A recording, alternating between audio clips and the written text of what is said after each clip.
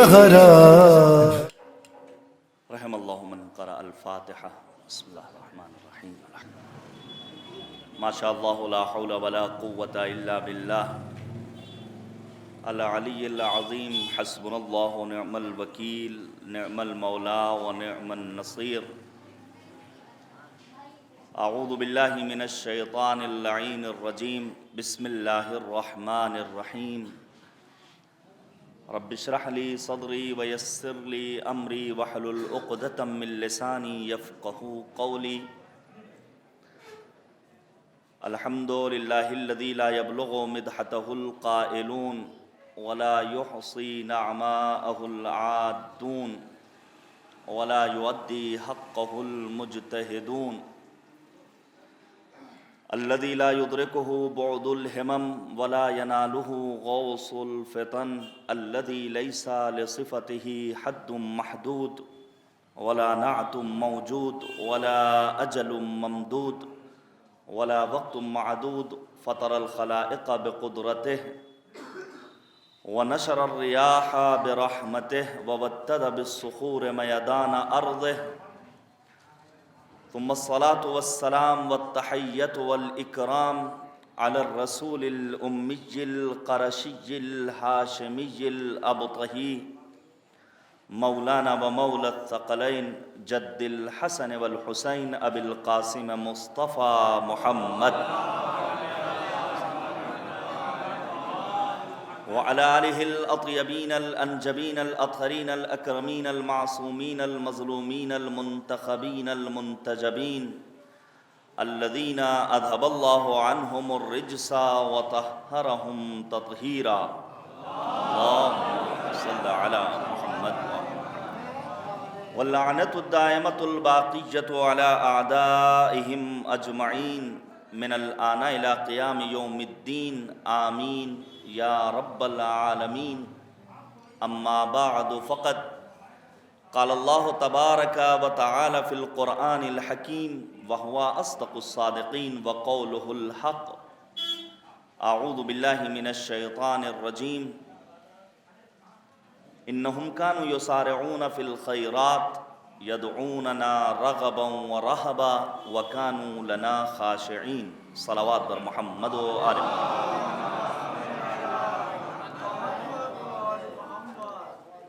عزیزان گرامی، سب سے پہلے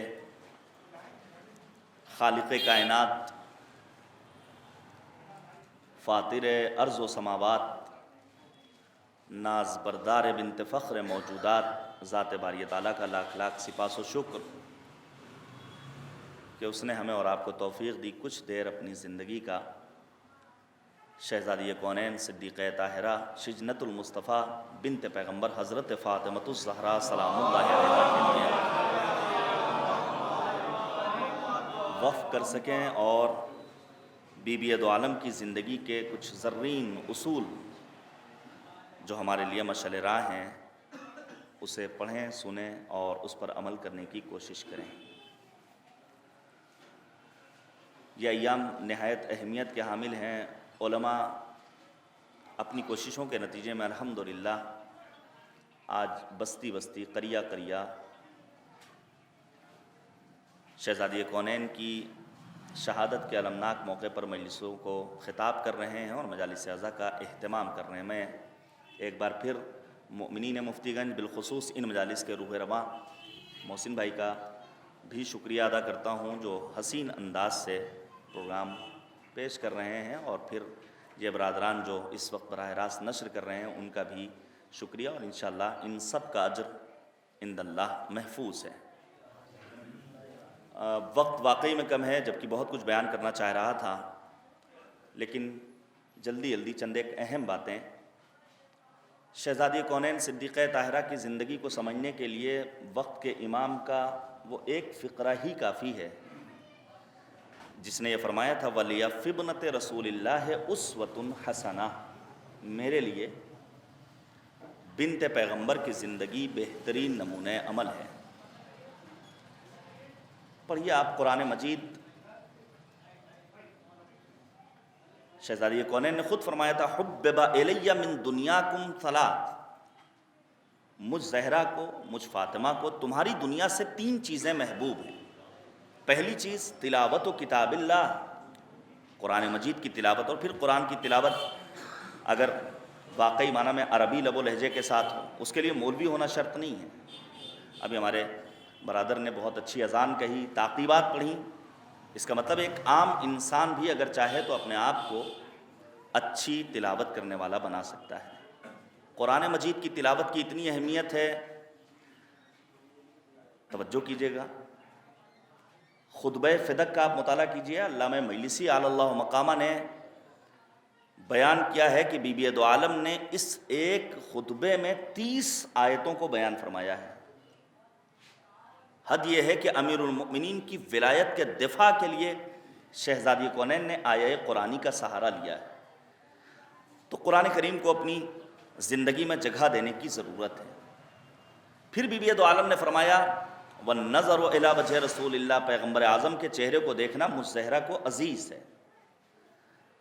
ہم اور آپ آج پیغمبر کو نہیں دیکھ سکتے ہیں، وقت کا امام پس پردہ غیبت ہے، نگاہیں گناہ آلود ہیں، نور امامت یہ نگاہیں نہیں دیکھ سکتی ہیں، تو کم سے کم روایات کے مطابق قرآن مجید کو تو دیکھ سکتے ہیں، کیونکہ پیغمبر نے فرمایا النظر الی المصحف عبادہ، قرآن کا دیکھنا عبادت ہے۔ تنہا قرآن کا دیکھنا عبادت نہیں ہے، خانہ کعبہ کا دیکھنا عبادت ہے، آب زمزم کا دیکھنا عبادت ہے، ایک واقعی معنی میں عالم باعمل کے چہرے کو دیکھنا عبادت ہے، اور پھر ہم جیسے جوان اگر اپنے والدین کو دیکھیں تو ان کے چہرے کو دیکھنا بھی عبادت پروردگار ہے۔ پھر بی بی دو عالم نے فرمایا والانفاق فی سبیل اللہ، راہ خدا میں خرچ کرنا یہ مجھ فاطمہ کو محبوب ہے۔ آج ہمارے ہاں راہ خدا میں خرچ کرنے کا جذبہ واقعی میں نہیں ہے، خود غرضی ہے۔ ہم اپنے بچوں کو اچھی تعلیم دیں، ان کے اچھے لباس کا بندوبست کریں، اپنے گھر کے امکانات کو بڑھا دیں، ضرورت ہے، لیکن گھر کی چہار دیواری سے باہر نکل کر اپنے پڑوس میں، اپنے محلے میں، اپنے سماج میں، اپنے قریے میں، اپنے معاشرے میں، اپنے اعزاء اور اقربا کے درمیان ضرورت مندوں کی مدد کرنا، یہ سیرت ہے، سیرت فاطمی، جسے ہمیں اور آپ کو عملی جامہ پہنانا ہوگا۔ عزیزان گرامی توجہ کیجیے گا، کسی بھی انسان کی شناخت کے لیے کہ کسی کو پہچاننا ہو تو چند چیزیں نہایت اہم کردار ادا کرتی ہیں۔ بہت توجہ چاہتا ہوں، آپ کو اگر پہچاننا ہو فلاں انسان کس کوالٹی کا ہے تو 3 چیزیں کم سے کم مد نظر رکھنی ہوں گی۔ سب سے پہلی چیز وراثت دیکھنی ہوگی، سلسلہ نسب دیکھنا ہوگا، خاندانی پس منظر دیکھنا ہوگا، ماں باپ کون ہیں، ننیال کہاں ہے، ددیال کہاں ہیں۔ دوسری چیز جو انسانی زندگی میں اور اس کی تربیت میں نہایت اہم کردار ادا کرتی ہے وہ ہے کہ انسان کا معلم کون ہے، انسان کا استاد کون ہے۔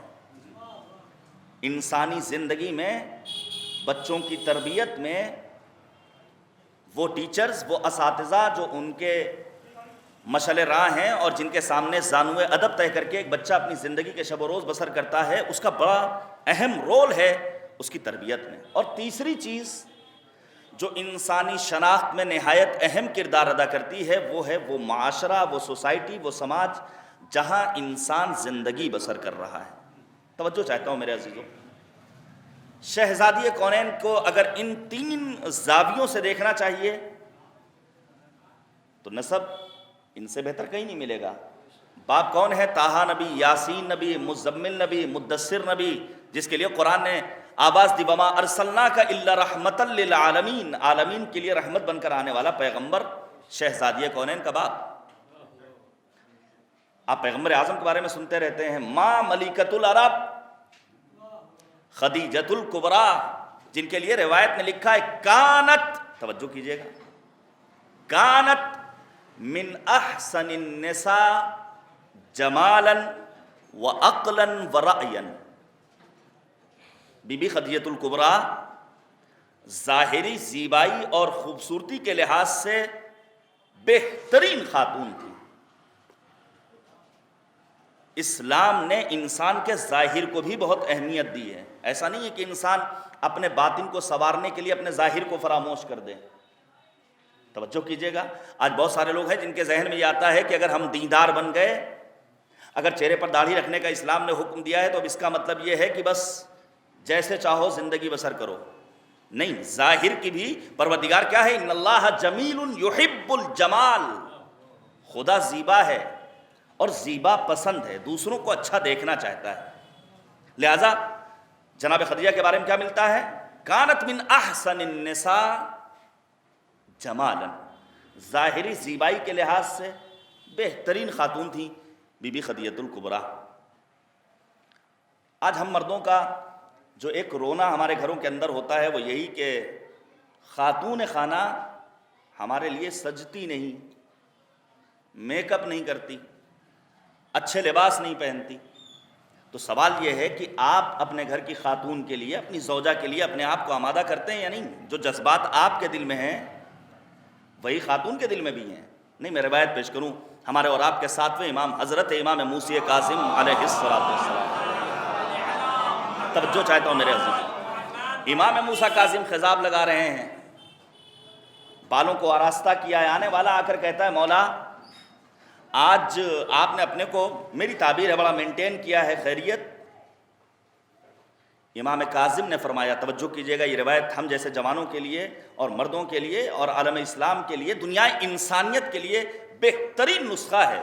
امام کاظم فرماتے ہیں کہ اگر گھر کا مرد اپنے ظاہر کو آراستہ کرے تو گھر کی چہار دیواری کے میں رہنے والی خواتین کی عفتوں میں اضافہ ہوتا ہے، اگر مرد اپنے آپ کو سنوار لے۔ نہیں، اور آگے روایت سنیے، نبی اعظم نے فرمایا کہ انسان کو اپنے ناخن کاٹنا چاہیے، اپنے ظاہر کو زیبا کرنا چاہیے، اپنے بالوں کو سنوارنا چاہیے۔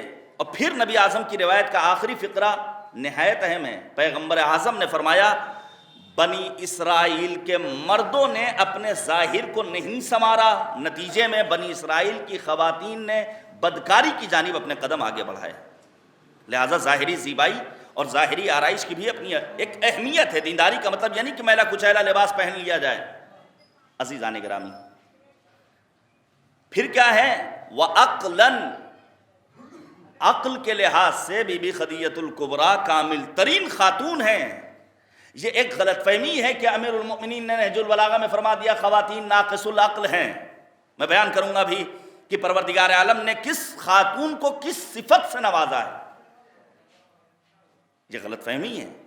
ہمارے ہاں عقل کا معیار کچھ اور ہے، دین نے کچھ اور معیار دیا۔ ہم یہ سمجھتے ہیں جو اپنے گھر سے صبح میں نکلے اور شام میں 500 روپے کما کے چلا ہے وہ بڑا عقل مند ہے،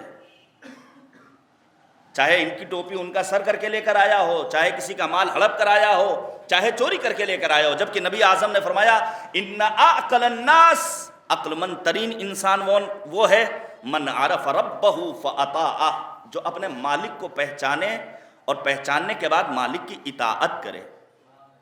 اور پھر فرمایا ومن عرف عدوہ فعصاہ، جو اپنے دشمن کو پہچانے اور دشمن کو پہچاننے کے ساتھ ساتھ اس سے اظہار بیزاری کرے۔ میں نے وعدہ کیا تھا جنرل شہید قاسم سلیمانی کی مجلس جب یہاں خطاب کی تھی، میں کروں گا شہزادی کونین کی دشمن شناسی، وقت نہیں ہے لیکن مختصر لفظوں میں توجہ کیجئے گا۔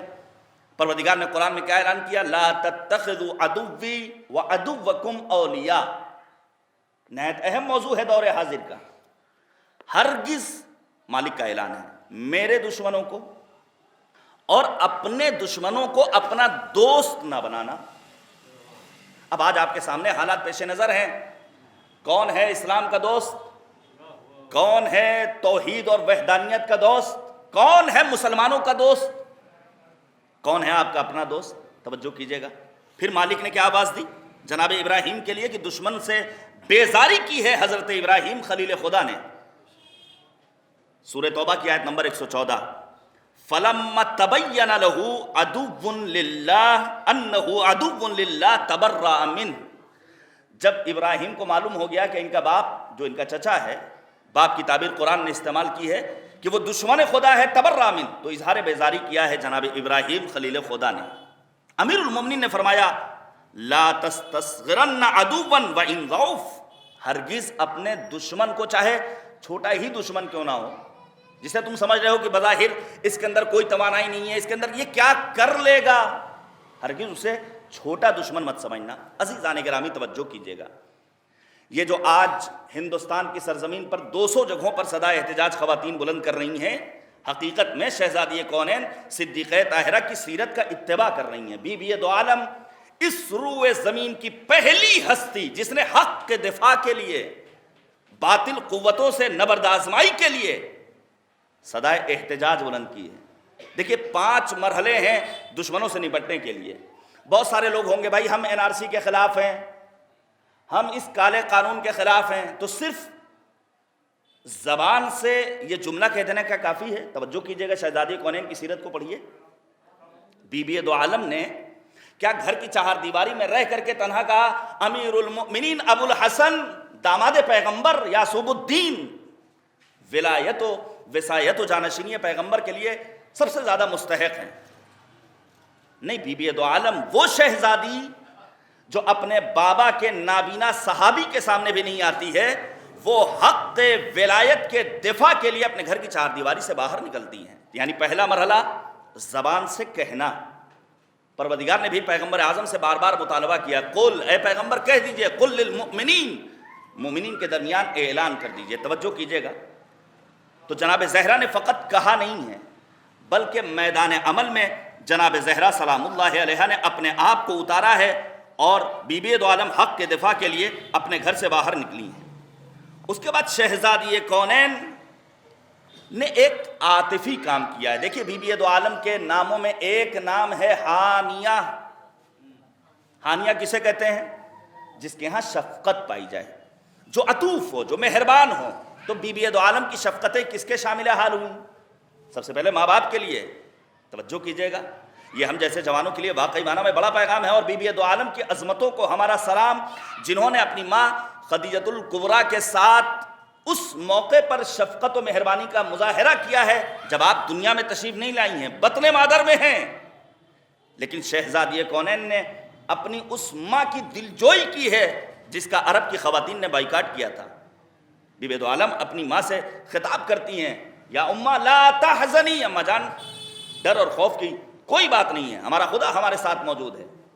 اپنے بابا کے ساتھ کیسی دلجوئی کی ہے، ایک ماں کا کردار ادا کیا ہے۔ غلاظت پڑتی ہے، بی بی دو عالم پانی لاتی 5 برس کی عمر میں، اور جب باپ یہ شفقت دیکھتا ہے تو آواز دیتا ہے فداہا ابوہا فاطمۃ ام ابیہا، باپ اس پر قربان، یہ اپنے باپ کی ماں ہے۔ اللہم صلی علی محمد۔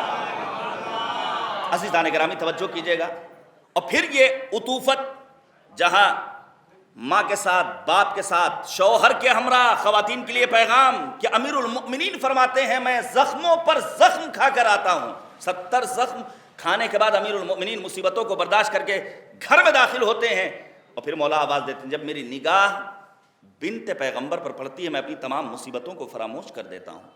یہ آج خواتین کے لیے پیغام، ہم سب کے لیے پیغام ہے۔ عزیزان گرامی، پھر بچوں کے ساتھ کیا بہترین انداز تربیت ہے شہزادی کونین صدیقہ طاہرہ کا۔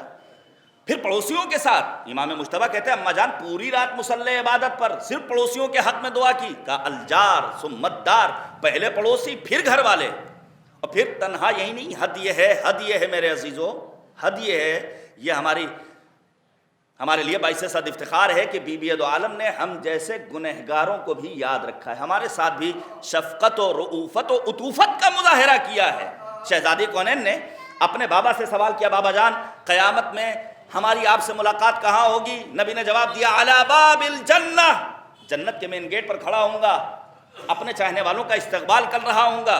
لیکن بی بی دو عالم کو معلوم ہے کچھ ایسے گنہگار نبی کے چاہنے والے، کہا اگر وہاں ملاقات نہ ہو، کہا علی الصراط، پل صراط پر، اگر وہاں ملاقات نہ ہو، کہا علی المیزان، حساب و کتاب کے موقع پر۔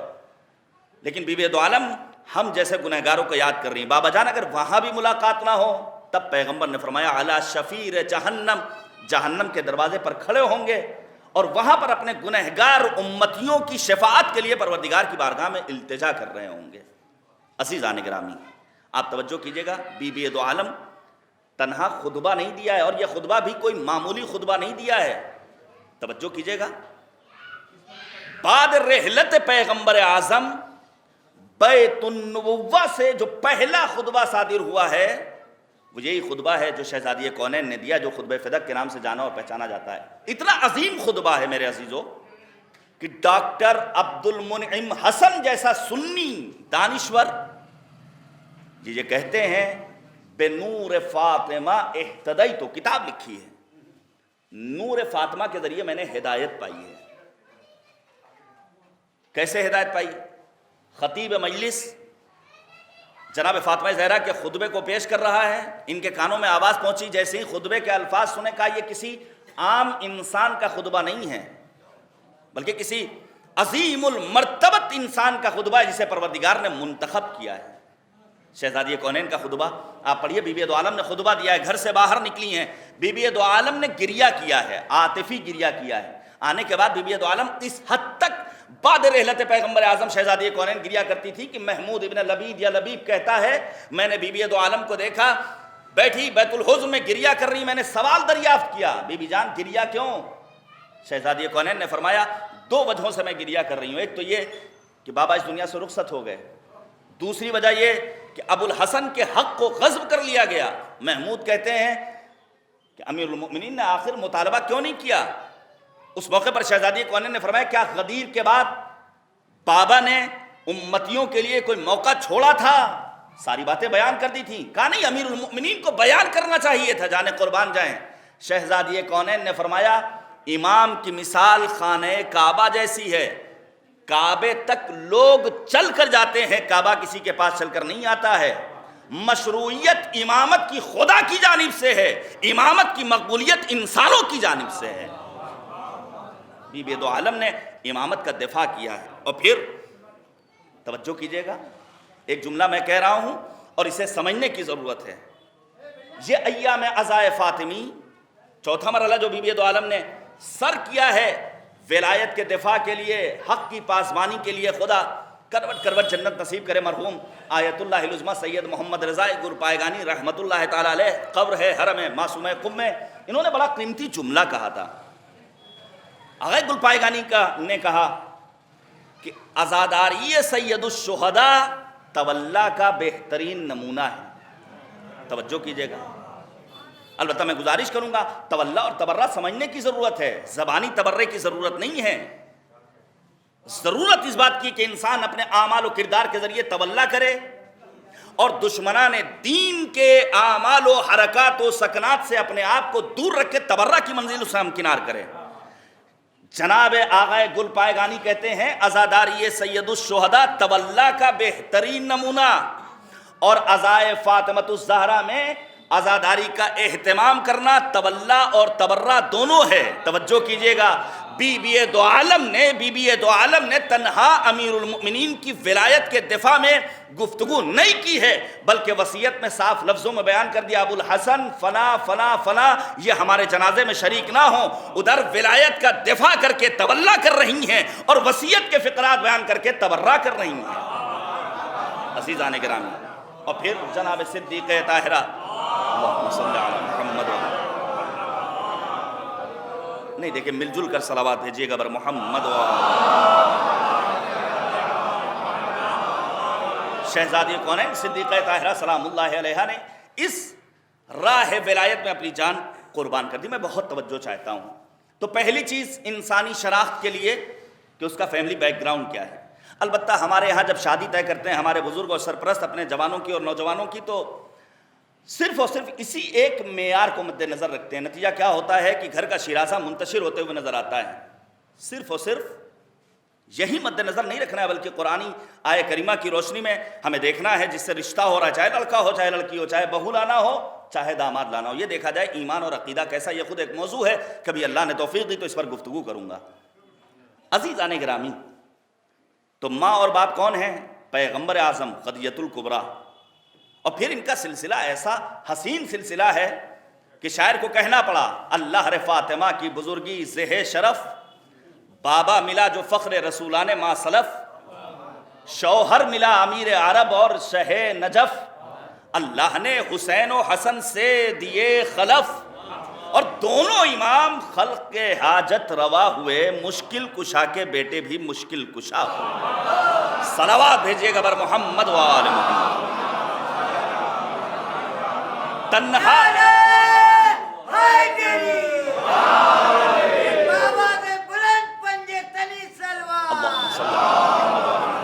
عزیزان گرامی توجہ کیجیے گا، تنہا یہ وراثت جناب زہرا کی بہترین نہیں ہے، بلکہ میں نے کہا انسانی شناخت کے لیے بھی دیکھنا ہوگا بچے نے تعلیم کہاں حاصل کی ہے، کس حوزے اور کس انسٹیٹیوٹ سے اس نے اپنے آپ کو فاضل بنایا ہے، ڈاکٹر بنایا ہے۔ ہر ڈاکٹر قابل احترام تھوڑی ہے،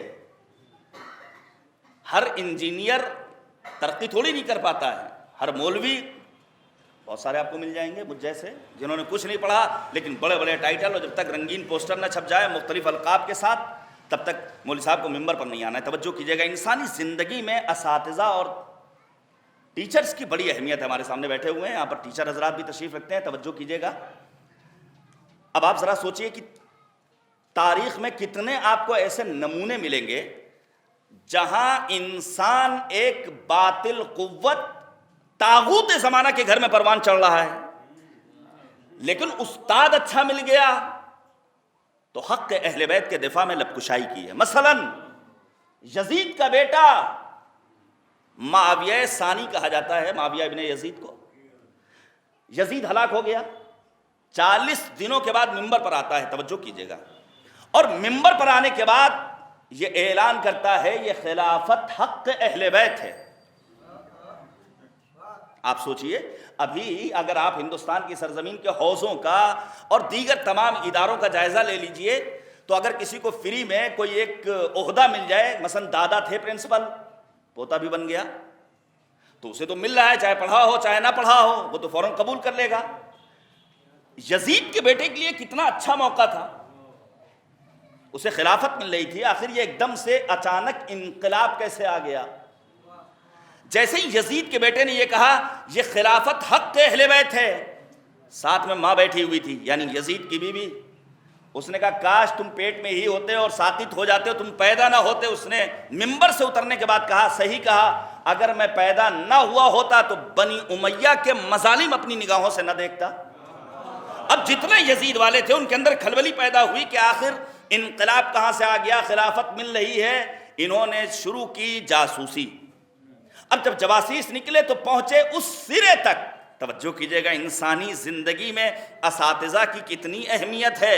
لہٰذا اپنے بچوں کو کسی بھی جگہ اگر تعلیم کے لیے بھیج رہے ہیں تو صرف ظاہر کو نہ دیکھیے، فلاں مشنری اسکول ہے، فلاں انسٹیٹیوٹ ہے، فلاں امکانات کے ساتھ چلنے والی تعلیمی نظام اور ایک سسٹم ہے۔ نہیں عزیزان گرامی، یہ دیکھ لیجئے بچہ جہاں پڑھنے جا رہا ہے پڑھانے والا کس معیار کا ہے۔ جب نکلے ہیں تلاش میں، جب یہ نکلے ہیں تلاش میں تو ان کو معلوم یہ ہوا کہ معاویہ کے ایک استاد ہیں جو محبت اہل بیت طاہرین علیہم الصلوۃ سے سرشار ہیں۔ ایک استاد نے محبت اہل بیت کی شمع روشن کی ہے یزید کے بیٹے کے دل میں، آگ جلائی جاتی، گڈھا کھودا جاتا ہے، زندہ مار دیا۔ تنہا یہی ایک مثال نہیں، عمر ابن عبدالعزیز، توجہ کیجئے گا، یہ کون ہے جس نے آنے کے بعد باغ فدق واپس کیا اہل بیت طاہرین کو، جس نے 70,000 ممبروں سے ہونے والے امیر المؤمنین پر سب و شتم کے سلسلے کو روکا ہے۔ تو یہ آخر جذبہ کہاں سے پیدا ہو گیا؟ اس نے آنے کے بعد 5ویں امام باقر العلوم حضرت امام محمد باقر علیہ السلام، امام باقر کے سامنے ثانوی ادب کو طے کیا ہے۔ تو انسانی زندگی میں استاد کا بڑا حق ہے۔ اب بی بی دو عالم کے استاد کو پہچانیے، 5 برس ماں خدیجۃ الکبریٰ کی آغوش میں پروان چڑھی ہیں، اور پھر شادی سے قبل کی زندگی پیغمبر اعظم کی رسالت کی آغوش میں پروان چڑھنے والی ہیں، اور تربیت پائی ہے بی بی دو عالم نے۔ اور پھر وہ معاشرہ، وہ ماحول دیکھیے انسانی زندگی میں نے بیان کیا کہ شہزادی کونین دشمن شناس تھیں، زینب کبریٰ دشمن شناس تھیں۔ گزشتہ برس میں نے انہی مجلسوں میں جناب زینب کبریٰ کے سلسلے میں بیان فرمایا تھا کہ دشمن شناسی کا عالم یہ ہے کہ جب جناب زینب کبریٰ کوفے میں خطبہ دیتی ہیں تو انداز بدلا ہوا ہے، چونکہ یہاں رہ چکی ہیں، شام پہنچتی ہیں تو وہاں انداز بدلا ہوا ہے۔ اور بی بی زہرا سلام اللہ علیہا کی یہ سیرت ہے، آنے کے بعد یوں ہی خطبہ نہیں دیا ہے بلکہ پہلے اپنا تعارف کرا ہے، اعلموا انی فاطمہ، پہچان لو میں ہوں فاطمہ بنت پیغمبر۔ ایسا نہ ہو کہ تم سوچو کوئی اور خاتون ہے جو آنے کے بعد بول رہی ہے۔ بسا اوقات دشمن ہمارے اپنے گھروں میں بھی پائے جاتے ہیں، اسی لیے قرآن نے کہا یا ایھا الذین آمنوا، اے صاحبان ایمان، تمہاری اپنی اولادیں بھی تمہارے لیے دشمن ہیں۔ ہر اولاد تمہارا دوست ہو، ایسا ضروری نہیں ہے۔ مثلا جناب نوح کی مثال دیکھ لیجئے، پیغمبر لیکن بیٹا باپ کا دشمن ہے۔ نہیں، میں آپ کے سامنے بیان کروں، دیکھیے انسانی تربیت میں ماں کے دودھ کی بڑی تاثیر ہے، اور یہ پیغام پہنچائیے اپنے گھروں میں، شیر مادر۔ آج کی میڈیکل سائنس تاکید کرتی ہے، لیکن نہیں، پہلے دن سے ڈبہ شروع ہو جاتا ہے، یہ خرچ مزید بڑھ جاتا ہے، جبکہ پروردگار نے فطری طور پر اور قدرتی طور پر ماں کے وجود میں ایک ایسی توانائی والی غذا رکھی ہے کہ بچہ اگر اسے پی کر پروان چڑھے تو اس کے اثرات دیکھنے کو ملتے ہیں۔ قاضی نور اللہ، پھانسی کی سزا دی جاتی ہے زمانے مشروطہ میں، آنے والا آتا ہے، آنے کے بعد کہتا ہے کہ آغا آپ کا بیٹا، آپ اتنے بڑے مجتہد، اور وہ تالیاں بجا رہا ہے، وہ آپ کی سولی کی خبر سننے کے بعد اظہار مسرت کر رہا ہے۔ تو اس موقع پر قاضی نور اللہ نے کہا تھا، مجھے معلوم تھا یہ ہونا ہے، میرے بیٹے کی ولادت نجف میں ہوئی، اس کی ماں کا دودھ نہیں تھا، میں نے اس کے لیے ایک دایا کا انتخاب کیا، وہ دایا ناصبی تھی، بغض اہل بیت دل میں رکھتی تھی، اس دایا کے دودھ کی تاثیر آج دیکھنے کو مل رہی ہے۔ تربیت آ کے جگاتی ہے لہو کے جوہر، جیسی ہو ماں اسی انداز کا ہوتا ہے پسر۔ لہذا نہایت اہمیت ہے کہ انسان یہ دیکھے کس کی آغوش میں بچے کو پروان چڑھایا جا رہا ہے۔ اب بی بی دو عالم نے معاشرہ کیسا دیکھا، سماج کیسا دیکھا؟ ہمارے یہاں سماج میں بھی بہت سارے عناصر ہیں جو ہمارے دشمن ہیں، اولاد دشمن۔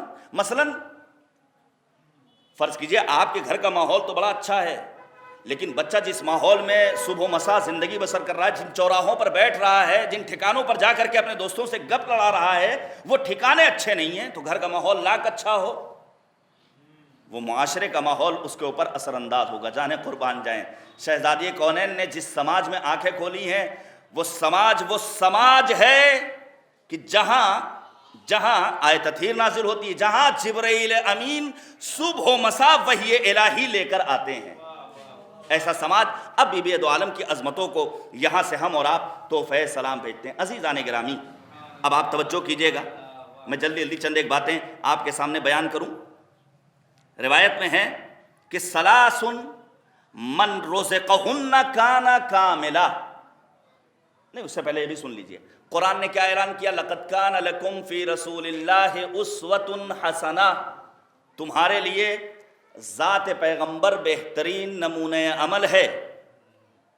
ادھر امام حسین نے کربلا میں کیا آواز دی؟ لکم فی اسوہ، تمہارے لیے مجھ حسین کی زندگانی بہترین نمونہ عمل ہے۔ ادھر امام زمانہ نے فرمایا ولیہ فی ابنۃ رسول اللہ اسوۃ حسنہ، میرے لیے شہزادی کونین کی زندگی بہترین نمونہ عمل ہے۔ میرا سوال، ان معصوم ہستیوں کی کون سی زندگی ہمارے لیے نمونہ عمل ہے؟ توجہ کیجئے گا، انہی ایام عزائے فاطمی میں انہی مجلسوں کے ذریعے پیغام دیا جاتا ہے، خطبہ آ کر کے بیان کرتے ہیں، بھائی ان کا تو مقابلہ نہیں ہو سکتا۔ توجہ کیجئے گا، اور پھر جوانوں کے ذہن میں ایک بات بیٹھ جاتی ہے، کہاں وہ معصوم ہستیاں، کہاں ہم جیسے گنہگار؟ کیسے پہچانا جائے کہ بی بی دو عالم کی کون سی زندگی ہمارے لیے نمونہ عمل ہے؟ نبی اعظم کی زندگی کا کون سا پہلو ہے جو ہم عاشقان پیغمبر کے لیے نمونہ عمل ہے؟ روایت کہتی ہے جس کے پاس تین چیزوں ہوں وہ انسان کامل ہے۔ سب سے پہلی چیز العقل،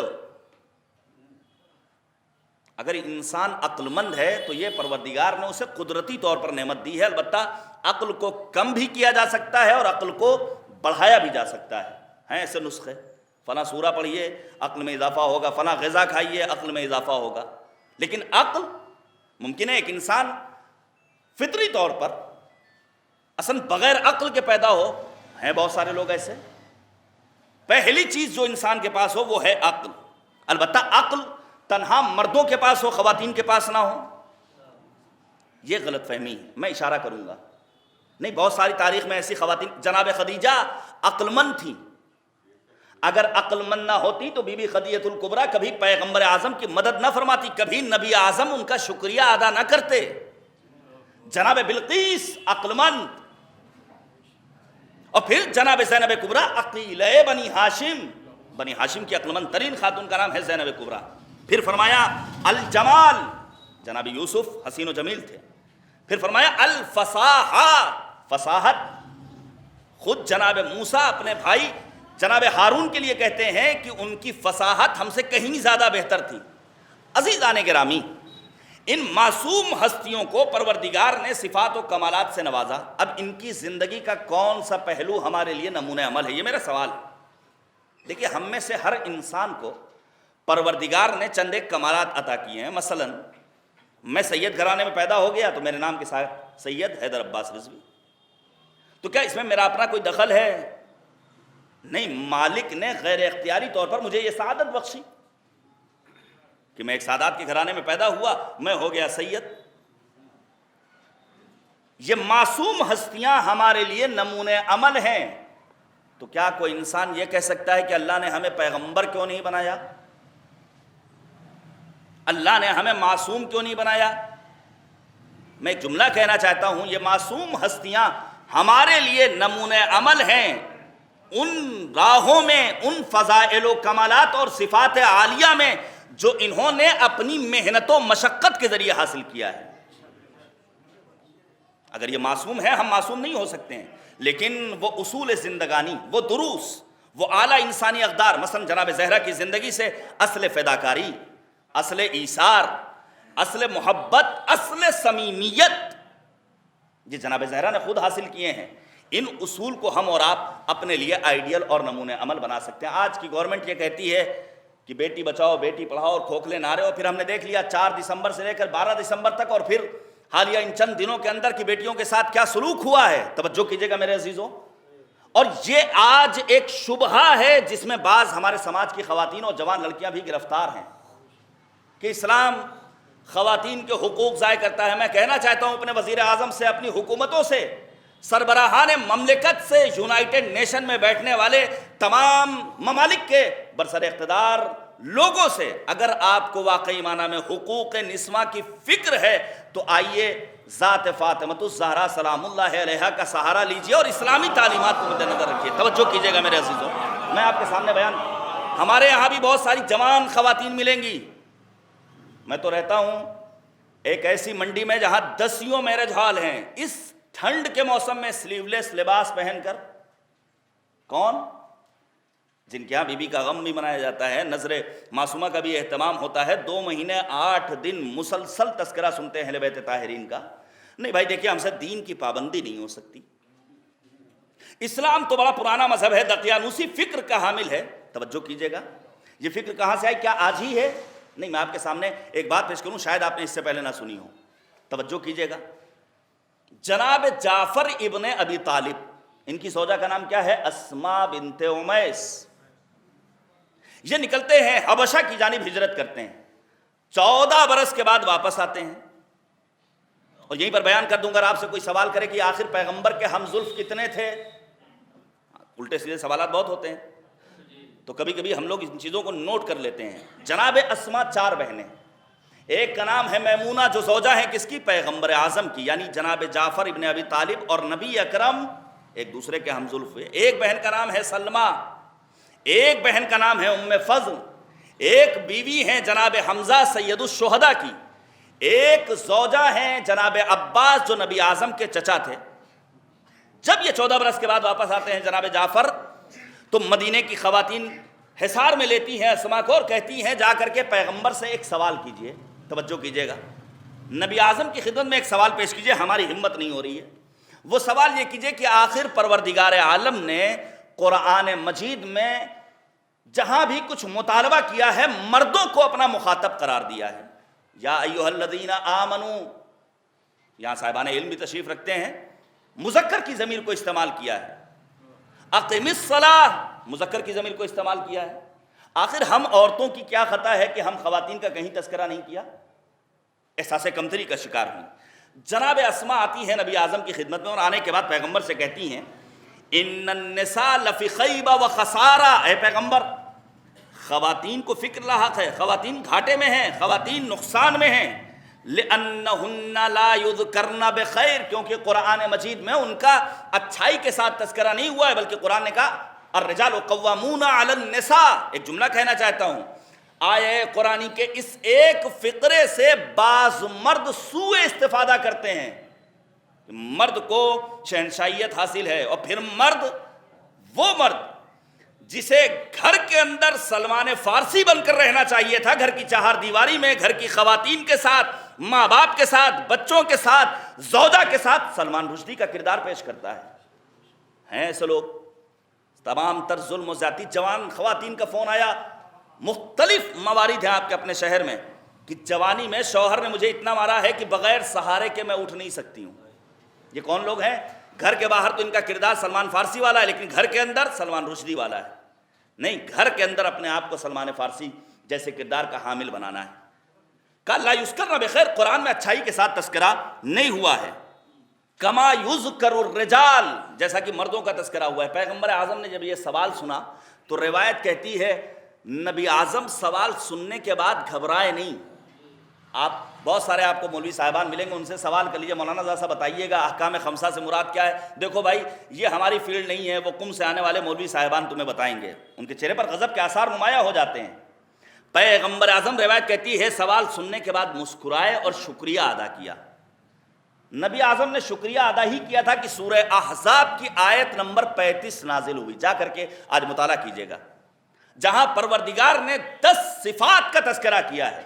ان المسلمین والمسلمات والمؤمنین والمؤمنات والصادقین والصادقات والقانتین والقانتات، 10 صفات کا تذکرہ کیا ہے، اور مالک نے ایک ساتھ مرد و زن کو بیان کر کے یہ اعلان کر دیا قدرت کی نگاہ میں مرد و زن میں کوئی امتیاز نہیں ہے۔ ہاں یاد رکھو، من عمل صالحا من ذکر او انثی وہو مومن فلنحیینہ حیاتا طیبہ۔ میرا کو معیار یہ ہے کہ حسن عمل کا انجام دینے والا ہو تو ہم اسے حیات طیبہ کا مالک بنا دیتے ہیں۔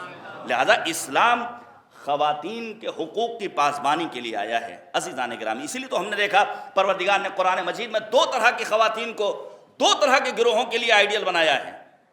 جو صاحبان ایمان ہیں ان کے لیے کہا پروردگار نے تمہارے لیے زن فرعون آسیہ کو نمونہ عمل بنایا ہے۔ اگر خاتون حسین کردار کی مالک ہو تو مردوں کے لیے بھی آئیڈیل اور نمونہ عمل بن جایا کرتی ہے، اور اس کے برخلاف کفار کے لیے زن نوح اور زن لوط کو مالک کریم نے آئیڈیل اور نمونہ عمل بنایا۔ میں بات کو تمام کر رہا ہوں۔ عزیزان گرامی، عظمت زہرا پر لاکھوں سلام۔ روایت کہتی ہے کہ ان اللہ تعالی آتا 10 اشیاء 10 من النساء، مردوں کا تذکرہ نہیں ہے۔ پروردگار عالم نے 10 چیزیں 10 طرح کی عورتوں کو دیا ہے، 10 خواتین کو، اور ان میں 10ویں جو صفت ہے وہ کمال ہے اور فضیلت ہے صدیقہ طاہرہ بنت پیغمبر شجنت المصطفیٰ حضرت فاطمۃ الزہرا سلام اللہ علیہا۔ توجہ کیجیے گا، اگرچہ یہ سب بڑی تفصیل طلب ہیں لیکن میں جلدی جلدی گزرنا چاہتا ہوں۔ سب سے پہلے التوبہ لحوا زوجۃ آدم، توبہ کسے دیا؟ جناب حوا کو، جو زوجہ کس کی ہیں؟ جناب آدم کی۔ عزیزان گرامی، اس توبہ کی اہمیت کو پہچاننا چاہیے۔ توبہ کا مطلب گال تھپ تھپا لینا، کان امیٹ لینا نہیں ہے۔ توبہ یعنی مالک کی بارگاہ میں آدم و حوا کی طرح عرض کرنا ربنا ظلمنا انفسنا، خدایا ہم نے اپنے نفسوں پر ظلم کیا ہے، بازگشت واقعی یہ ہے توبہ۔ اس کے بعد فرمایا الجمال لسارہ زوجۃ ابراہیم، جمال و زیبائی کسے دیا ہے؟ جناب سارہ کو، جو ابراہیم کی زوجہ ہیں۔ پھر فرمایا والحفاظ لرحمہ زوجۃ ایوب، حفاظ کسے کہتے ہیں؟ جیسے ہم اپنے گھروں میں گرل لگاتے ہیں، کس لیے؟ چور اچکے نہ آ پائیں، جانور نہ آ پائے، کوئی کود کر گھر کے اندر نہ داخل ہو۔ جناب ایوب کی زوجہ کو پروردگار عالم نے حفاظ عطا کیا۔ آج آپ دنیا میں جو منکرات ہیں، جو فحشا ہیں، آپ ڈاکومنٹریز دیکھ لیجئے، میں نے دیکھا ہے وہ جوان لڑکیاں جو اپنی عفتوں کو تار تار کر رہی ہیں چند ڈالرز کے عوض، کیوں؟ کیونکہ فقر و تنگدستی کو انہیں دور کرنا ہے۔ نتیجہ کیا ہوتا ہے کہ مردوں کی ہوس کی شکار ہوتی ہیں۔ وہ خاتون خانہ جسے گھر کی زینت ہونا چاہیے تھا وہ شوکیس کی زینت بنی ہوئی ہے۔ روایت کیا کہتی ہے؟ پروردگار نے رحمہ یا رحیمہ جو ایوب کی زوجہ انہیں حفاظ عطا کیا۔ سخت تنگدستی کے دور میں بھی جناب رحمہ نے، زوجہ ایوب نے اپنی حفاظت کی ہے۔ ہمیں اور آپ کو بھی اپنی حفاظت کرنی ہے، اپنی آنکھوں کی حفاظت کرنی ہے، اپنے پیٹ کی حفاظت کرنی ہے، اپنے وجود کی حفاظت کرنی ہے۔ پھر فرمایا الحرم لآسیہ زوجۃ فرعون، احترام فرعون کی زوجہ جناب آسیہ کو عطا کیا ہے۔ یہ احترام ہی تو ہے کہ پروردگار عالم نے مردوں کے لیے آئیڈیل اور نمونہ عمل قرار دیا۔ پھر فرمایا والحکمہ لزلیخا زوجۃ یوسف، حکمت کسے عطا کیا ہے؟ جناب یوسف کی زوجہ زلیخا کو عطا کیا۔ پھر فرمایا والعقل، یہاں پر میں توجہ چاہتا ہوں، میں گزارش کروں گا 2 منٹ میرے لیے اور وقف کر دیے، بات کو تمام کر رہا ہوں۔ پروردگار نے فرمایا والعقل لبلقیس زوجۃ سلیمان، عقل کسے دیا ہے؟ جناب سلیمان کی زوجہ بلقیس کو، جو ملکہ سبا ہیں۔ بہت توجہ چاہتا ہوں، جناب بلقیس، ان کی عقل مندی کا آپ کو کچھ اندازہ ہے؟ ملکہ سبا ہیں، دولت و ثروت بھری پڑی ہے۔ توجہ چاہتا ہوں، نبی اعظم نے ایک خط لکھا ہے، جناب سلیمان نے ایک خط لکھا ہے اور جناب بلقیس سے مطالبہ کیا ہے کہ آفتاب پرستی کو چھوڑو، توحید پرست اپنے آپ کو بنا لو۔ جیسے ہی خط پہنچا، ان کے جو فوجی آفیسرز تھے وہ اکٹھا ہوئے، انہوں نے کہا محمد ہوتے کون ہیں؟ ہم چڑھائی کریں گے، ہم جنگ کریں گے۔ دیکھیے کیسے اپنی عقل کا استعمال کیا ہے بلقیس نے، ملکہ سبا نے۔ کہا نہیں، ایسے نہیں، ہم سلیمان کی خدمت میں، توجہ چاہتا ہوں، ہم سلیمان کی خدمت میں تحفہ بھیجیں گے۔ اب ایک جملہ کہنے کا دل کرتا ہے، یہ جو اپنی قوم کے کچھ غدار قسم کے افراد لب کشائی کرتے ہیں باطل قوتوں کا ساتھ دینے کے لیے، یہ ان کے اپنے ظاہری اور جسمانی اور اندرونی جذبات نہیں ہے جس کا یہ اظہار کر رہے ہیں، بلکہ باطل طاقتوں کے ذریعے کچھ تحفے تحائف ان تک پہنچ رہے ہیں، جو آنے کے بعد یہ حق کے خلاف لب کشائی کر رہے ہیں اور غیرت و حمیت کا خاتمہ ہو چکا ہے۔ توجہ چاہتا ہوں میرے عزیزوں، کہا ان کے پاس تحفہ بھیجا جائے گا، اگر انہوں نے قبول کر لیا تو اس کا مطلب یہ ہے کہ ہاں ان کے ساتھ ہم لوگ کچھ کر سکتے ہیں اور یہ ایسے ہی ہیں، لیکن اگر انہوں نے واپس کر دیا تو اس کا مطلب یہ ہوا یہ الہی رنگ میں رنگے ہوئے واقعی بندے خدا ہیں۔ اب سوچئے آپ، اب سوچئے ملکہ سبا نے جب تحفہ بھیجا ہوگا تو کوئی چھوٹا سا گفٹ ہوگا؟ کتنا عظیم گفٹ ہوگا وہ، کتنا بڑا تحفہ ہوگا۔ جناب سلیمان نے تحفہ واپس کر دیا، یہ اپنی عقل کا استعمال کیا تھا بلقیس نے۔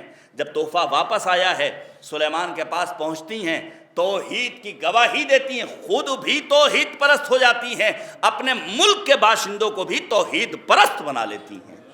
عقل دی ہے کسے؟ لہذا کبھی بھی، اور آج بھی شاہین باغ دہلی میں ایک بلقیس نامی بزرگ خاتون بیٹھی ہوئی ہیں، پروردگار نے انہیں بھی عقل کی دولت سے نوازا ہے اور وہ سمجھ رہی ہیں کہ یوں کام چلنے والا نہیں ہے، بلکہ اپنے آپ کو گھر سے باہر نکالنا ہوگا اور ظالم طاقتوں اور قوتوں کے سامنے صدائے احتجاج بلند کرنی ہوگی۔ پھر روایت کہتی ہے وَالصَّبْرُ لِأُمِّ مُوسیٰ، صبر کسے دیا ہے؟ موسیٰ کو۔ اور واقعی معنی میں ماں صبر کا مظاہرہ کرے، بیٹا دریا کی روانی میں، موجوں پر تابوت ہے اور صندوق ہے، لیکن موسیٰ صبر کا مظاہرہ کر رہی ہیں۔ پھر فرمایا وَالصَّفْوَ لِمَرْيَمْ أُمُّ عِیسیٰ، صفوت کسے دی ہے؟ جناب مریم کو جو ماں ہیں عیسیٰ کی۔ قرآن نے کہا ان اللہ اصطفاک وطہرک واصطفاک علی نساء العالمین۔ خود یہ ایک آیے قرآنی شہزادی کونین کی عظمتوں کو بیان کرنے کے لیے کافی ہے۔ بہت سارے ایسے علماء اہل سنت گزرے ہیں، مثلا سید محمود آلوسی، انہوں نے تفسیر لکھی روح المعانی، اس روح المعانی میں اس متعصب عالم اہل سنت نے اس آیے قرآن کے ضمن میں شہزادی کونین کا قصیدہ پڑھا ہے۔ رہبر انقلاب کو بھی حیرت ہوئی ہے، اتنا متعصب عالم، لیکن اس ایک قرآنی آیت کے ضمن میں لکھتا ہے کہ پروردگار کے نزدیک جو منتخب ترین خاتون ہے وہ ہے بنت پیغمبر شہزادی کونین کی زوجہ۔ پھر فرمایا، بس میں تمام کر رہا ہوں، پھر فرمایا روایت کہتی ہے وَالرِّضَا لِخَدِیجَةَ زَوْجَةُ مُصْطَفَىٰ، رضا مرضی خدا جسے مل جائے، جناب خدیجہ کو پروردگار نے مرضی کی دولت سے نوازا ہے۔ رضی اللہ عنہم ورضوا عنہ، امام حسین راضی بے رضا تھے، اسی لیے تو کہتے تھے جنازوں پر جنازے لانے کے بعد الہی رضی تو بے رضا، خدایا میں تیری مرضی پر راضی رہنے والا ہوں۔ جب رضا کی اس منزل پر پہنچے ہیں تو پروردگار نے آواز دی یا ایتھا النفس المطمئنہ ارجعی الی ربک راضیۃ مرضیہ فادخلی فی عبادی وادخلی جنتی۔ اب یہ 10ویں چیز جو روایت کہتی ہے والعلم لفاطمہ زوجۃ المرتضی، علم کسے ملا ہے؟ شہزادی کون، ام ابیہا ام الائمہ حضرت صدیقہ طاہرہ کو جو زوجہ ہیں امیر المؤمنین کی۔ توجہ کیجئے گا، میں نے کسی مجلس میں ایک جملہ کہا تھا میرے عزیزوں، آج اگر امریکہ یا ڈونالڈ ٹرمپ، اسرائیل، دشمنان اسلام جنرل قاسم سلیمانی کو درجہ شہادت پر فائز کر رہے ہیں تو یہ قاسم سلیمانی کے جسمانی وجود سے خائف نہیں ہیں، کیونکہ قاسم سلیمانی کسی ایک جسم کا نام نہیں ہے، بلکہ قاسم سلیمانی ایک روح کا نام ہے جو لاکھوں انسانوں میں دوڑ رہی ہے۔ ان دشمنان اسلام کو جو خوف ہے، ڈر ہے، وہ ہے مکتب تشیع کے پیروکاروں، فاطمیوں، حسینیوں کے علمی توانائی اور علمی میادین میں آگے بڑھنے کا خوف ہے۔ کیونکہ جب قوم تعلیم یافتہ ہوتی ہے تو جنگل کو بھی گلزار بنانے کا ہنر پیدا کر لیتی ہے۔ عزیزان گرامی، علم کسے ملا ہے؟ صدیقہ طاہرہ کو۔ پڑھیے زیارت امین اللہ، پڑھیے آپ معصومین کی سیرت کو، پڑھیے آپ مصحف فاطمہ۔ امام باقر، امام صادق بھی اپنی گفتگو کے درمیان اکثر تذکرہ کرتے تھے کہ اس مطلب کو میں نے اپنی جدہ ماجدہ فاطمۃ الزہرا کے مصحف فاطمہ سے لیا ہے۔ جان قربان جائیں شہزادی کونین نے۔ بہت دیر ہو گئی، مجھے ایک مجلس میں اور پہنچنا ہے، وگرنہ میں اور مطالب بھی آپ کے سامنے پیش کرتا۔ پھر ایک بار دعا کرتا ہوں رب کریم کی بارگاہ میں، اے کریم پروردگار، جو لوگ بھی دامے درمے قدمے سخنے کچھ نہیں کر سکتے، مجالس میں شریک ہوئیے، شہزادی کونین کی سیرت کو سنیے تاکہ معاشرہ واقعی معنی میں فاطمی ہو سکے۔ رب کریم تمام مؤمنین اور مؤمنات کے توفیقات خیر میں اضافہ فرمائے۔ چند جملے میں مصائب کے ضرور پیش کروں گا، یقیناً آپ آمادہ ہیں، فضا سوگوار ہے۔ سادات سے معذرت کے ساتھ میں عرض کروں، شہزادی کونین کی مصیبتوں کو پہچاننا ہے تو بس اس سے اندازہ لگا لیجئے کہ بعد رحلت پیغمبر اعظم کچھ ہی دن گزرے تھے کہ بی بی دو عالم نے یہ جملہ کہا، صبت علی مصائب لو انہا صبت علی الایام سرنا لیال۔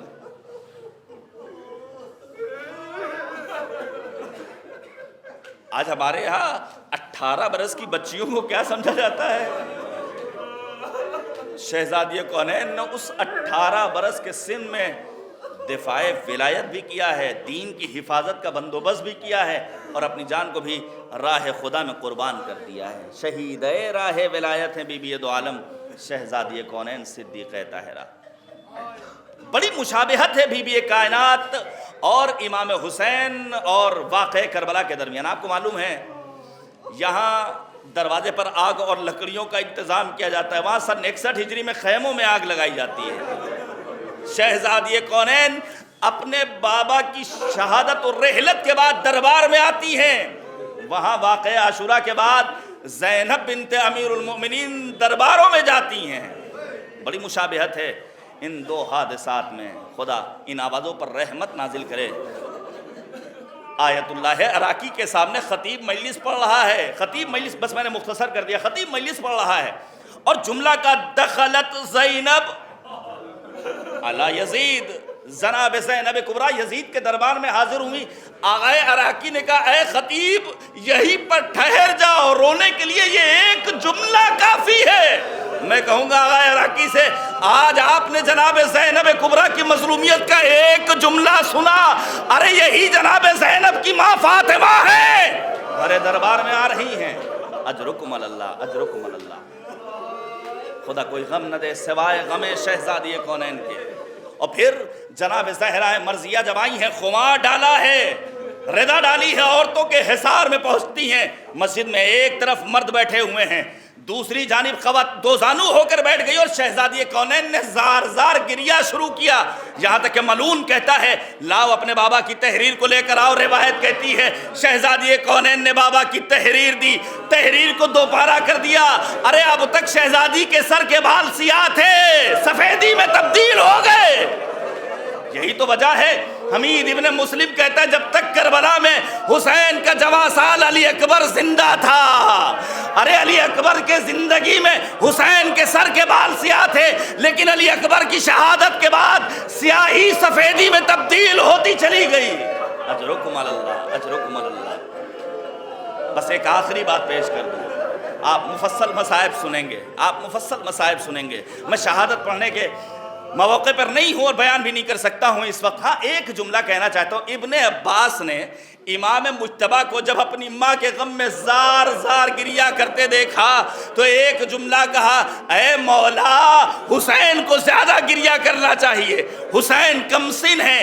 ابن عباس سے امام مجتبیٰ نے ایک جملہ کہا، اے ابن عباس جو منظر بھرے مدینے میں نے دیکھا وہ منظر کسی اور نے نہ دیکھا، میری ماں فاطمہ کے رخسار پر تماچے لگائے جا رہے تھے، کوئی ایک نہ تھا جو بڑھ کر آواز دیتا یہ بنت پیغمبر ہے، رسول اس کا احترام۔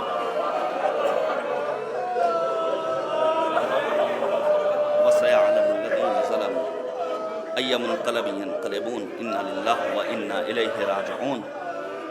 الہی بحق الزہرا وابیہا وبعلہا وبنیہا والسر المستودع، یا اے کریم پروردگار ہماری اس عبادت کو قبول فرما۔ رب کریم کی بارگاہ میں دعا ہے، معبود وارث فاطمۃ الزہرا حضرت حجت کے ظہور میں تعجیل فرما۔ یہاں جو مومنین ہیں ان کی دلی حاجتوں کو اپنی بارگاہ میں قبول فرما۔ ان مجالس کا اہتمام کرنے والے تمام مؤمنین، یہاں آنے والے تمام شعراء، خطباء، مؤمنین کے توفیقات خیر میں اضافہ فرما۔ اے کریم پروردگار واسطہ ہے عظمت محمد و آل محمد کا، علماء، افاضل، واعظین، خطباء، ذاکرین، شعراء، مراجع اعظام، بالخصوص رہبر انقلاب حضرت آیت اللہ العظمیٰ خامنئی، مرجع علی قدر، محافظ کربلا آیت اللہ العظمیٰ سیستانی، سید مقاومت سید حسن نصر اللہ کو دشمنوں کے شر سے محفوظ ہے۔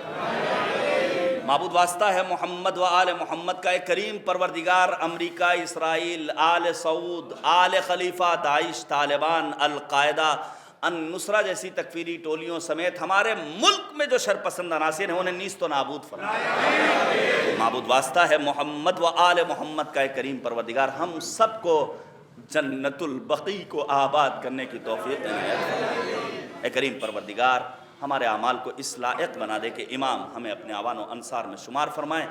ربنا تقبل منا انک انت السمیع الدعاء۔